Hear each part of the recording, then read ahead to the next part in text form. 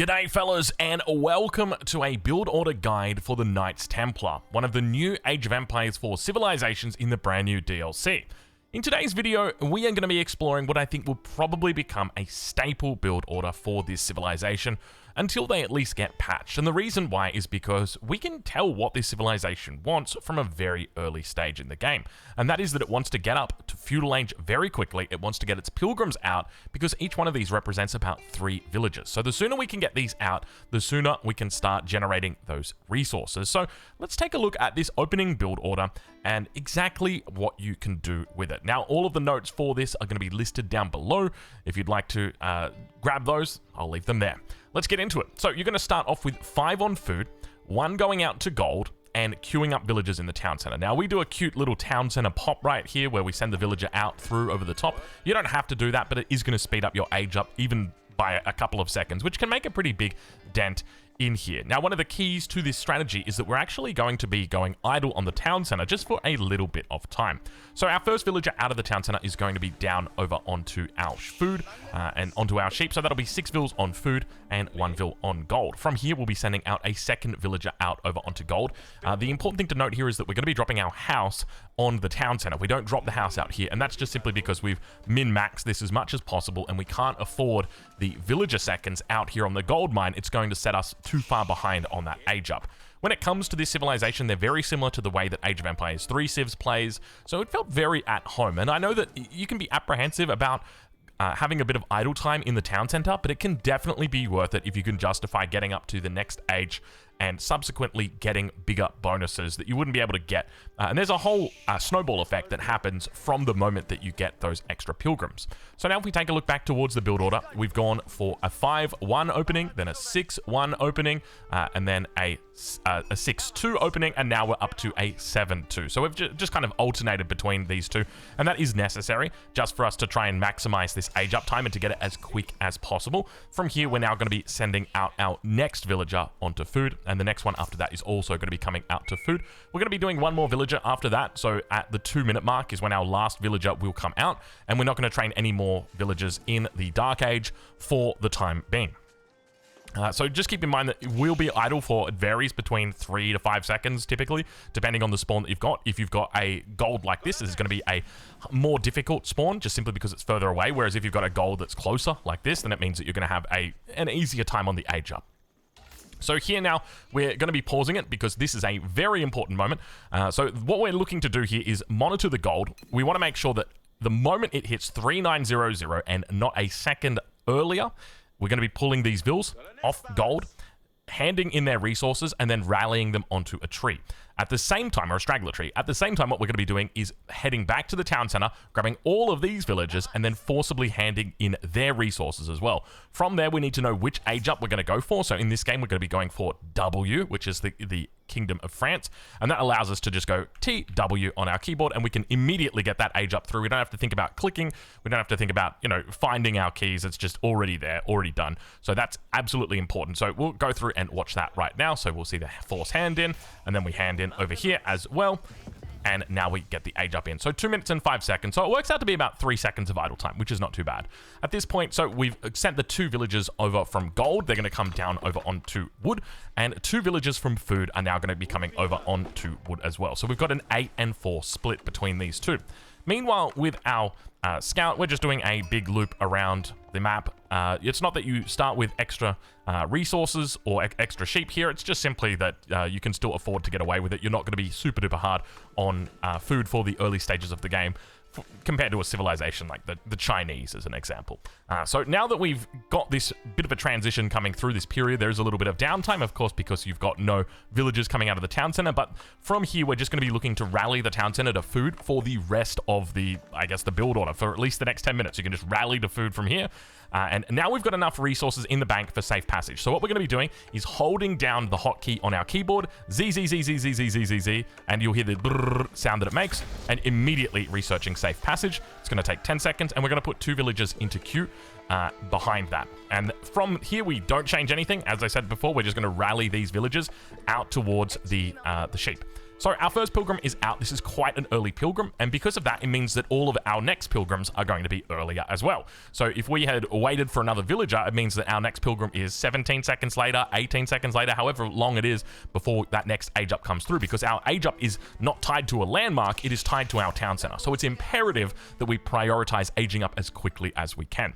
So now that we've got that second villager out, we're going to go ahead and we're going to get our sanctuary in queue, or rather we've got the second villager in queue. We're going to go ahead and queue up sanctuary the moment that we do it. And once we've got the wood, so you'll see here that we've got the wood for it, or we know that we're about to be able to click it, so we're going to transition our villagers over, and this is where we start doing that little split.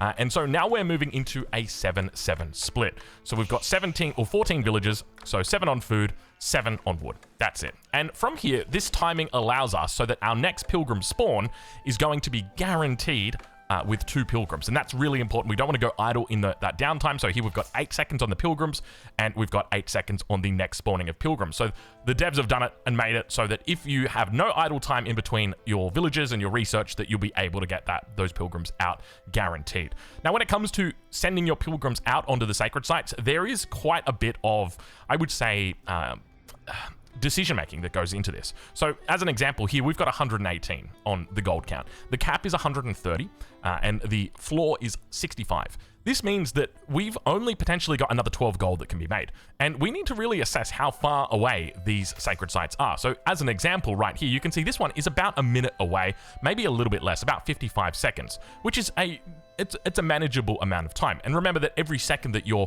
pilgrim is out on the map, that is a second more that they could potentially be sniped by the enemy. Compare that to the sacred site, which is in the north, and this is going to be a guaranteed 130. It's very obviously far away, but it's going to take a long time for us to get out there. So we're still going to go for that one in the north, because technically it is going to be a stronger revenue source for us in the long term.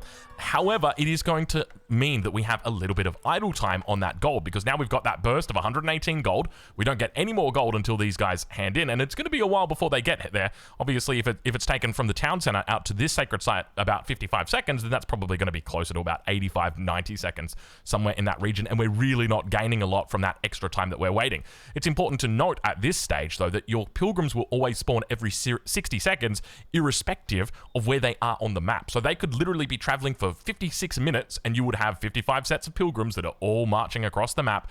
Your revenue is not going to change. It's just that it's going to be delayed, and that's the main thing we're considering here. So now that we are back on the build order, we've got 7-7 split. We're going to be pulling 4 vills off wood right here, and we're going to be dropping down our military building. Now, because we aged up with France, we're going to be going with the stable, because we want to play into that. But realistically, you can do this opening with quite literally any single of the commanderies that you pick. So we're going to be dropping down, in this case here, the stable, and then from here we'll be doing a 2-2 split with these vills. So we'll be sending 2 of them to food and 2 of them over to gold. And the idea is that we want to maintain production as much as we possibly can from this stable and look to support these pilgrims out on the map. We want to make sure that our pilgrims are able to make pilgrimage, that they're able to be safe, that they're able to get out onto this map. And keep in mind that this might not make a lot of sense for a matchup that's more aggressive. So as an example, if you're playing against the Mongols and they're looking to hit you early on with spearmen, it's probably not going to make a lot of sense to go in for double pilgrims early. If you're playing against the French and they've gone for a 3-minute 50 age up, it probably won't make a lot of sense for you to try and get chevaliers out to try and deal with them, just simply because the knight is going to have a lot of damage against these pilgrims and will probably be able to take them out before you can really capitalize on them. So it's probably best reserved for matchups where you can guarantee that you're going to have at least that 5-minute mark for quite a bit of safety, because this is still quite early on in the game. Now, keep in mind, our second set of pilgrims are already out, and this is sort of what I was leaning into earlier about the fact that when it comes to decision making on sacred sites, very much it's about, where am I going to find the most gold? Here we got 118, and here we're going to get 130, as you can see on our pilgrims. But is it really worth the extra travel distance when you consider the risk that you've got? Like, we're talking probably an extra 20 to 30 seconds of travel time that's out here, extra 20 to 30 seconds of snipe potential that can happen, and maybe it's not worth it. So just something to consider. And now finally, this is realistically where the build order doesn't necessarily stop, but essentially from here, this is where you just get into freestyling, right? From here, up until this point, this has been sort of a cookie cutter opening. And from here, this is pretty much where you can just pick it up. But the way that we're going to play it is we're going to obviously put a house down. You can see we're about to get housed, but fortunately we get the house up right on time. And we're just going to look to try and continue producing military units. The idea is quite simple, that each one of these represents 3 villages of gold, or 3 villages worth of gold, 3 minutes worth of villager time on gold. Let's go with that. So we want to make sure that they get out here as quickly or as safely as possible. There's definitely going to be different openings where you could play a more aggressive opening, where maybe you go into an early Pilgrim and then just immediately follow it up with a stable, rather than getting the double Pilgrim in early on. And that would make sense, because you could look to put pressure on with the Chevalier, and then at the same time continue your expansion or your pilgrimage very safely. So the main goal for me, at least, is making sure that our units are going to have that free path, and that we're going to be able to continue reinforcing them here. So we've begun to move a couple of villages now over towards wood, because we've decided, you know what, it's time for us. We're going to stick around in the feudal age, and that means that there is a risk that maybe spearmen come out, so we want to look towards archers. We want to get archers out, so we're going to drop down an archery range and start looking to support that. But as you can see, the gold is starting to build up here. If we take a look at our stable, we've actually got 2 Chevaliers in queue and quite a bit of gold left in the kitty, which means that at this point, now that we're starting to get these huge amounts of gold through, that we can start thinking a little bit more about upgrades. And I think that's one of the key components when you are playing this civilization, is that you're going to be looking for early eco upgrades with that excess gold. Alternatively, you could look for a second stable. You could look to try and pick up blacksmith upgrades, but I think the most sense is going to mean at least going into upgrades at the very least, because you're just going to have such an excess of gold. Like when we talk about this right here is the equivalent of 8 vils on gold at this stage in the game. So we're going to continue adding in more and more units. At the same time, we're going to start taking our villages from underneath our town center and expanding out. Normally, I like to do this 5 villages at a time, and the reason why this is because you can just take an outpost and put it down out over here, be able to keep these guys safe. We can take 5 villages and send them out over here. We can take 5 villas and send them down here, over here. We can take 8 villages and send them down to the boar. We've got a lot of options when it comes to this map and the way that we play it, but the key thing to note is because we've got a pseudo knight unit, at least playing as the French commandery, that means that we're going to have quite a bit of map control, or at least ability to control the map. So that is a key component for it. Further to that, another thing to consider is that when you are expanding out on the map, when you're looking for new food sources, a consideration to make is where are your pilgrims traveling, and subsequently where are you positioning your army, because if we've got villages that are down here, it's probably going to make a little bit more sense for us to send our pilgrims to this sacred site, and you can do that by using the pilgrim destination button and then changing that sacred site over towards here. And then that means that we can protect our pilgrims with our army, and at the same time we can react to any raids that are going to occur on our economic units. But realistically, at this stage, this is pretty much it when it comes to the build order. We'll obviously continue watching here. I'll speed it up a little bit just so we can get to the end and get ourselves a little bit of a benchmark here. Keep in mind there's probably going to be more refinements that come through. The focus for me at this stage is just on really trying to understand how quickly we can get these pilgrims out and whether or not we can defend them. And I definitely do think that there are going to be matchups where you can pretty much get away with this for no problems at all. And you're going to be able to leverage the economic benefits of it immediately in the game. So the majority of the matchups, you should be able to get away with that. Even the more aggressive matchups, I still think there's probably going to be a chance that you're able to do it. Even against civilizations like the French, you're probably going to be dealing with an early knight or two, so you might need to delay, and this build order probably won't apply, but for the most part, it should make sense. So anyway, we're going to leave it there. As I said, the build order will be down below.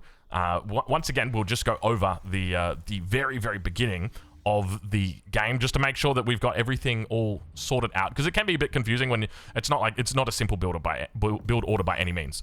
So we'll speed through it though. So we're doing a 5-in-1 opening, 5 vils on food, 1 out to gold, and then we're sending 1 to food, so it becomes 6-1, and then we're going 6-2. We're alternating 6-1, then 6-2, and then 7-2.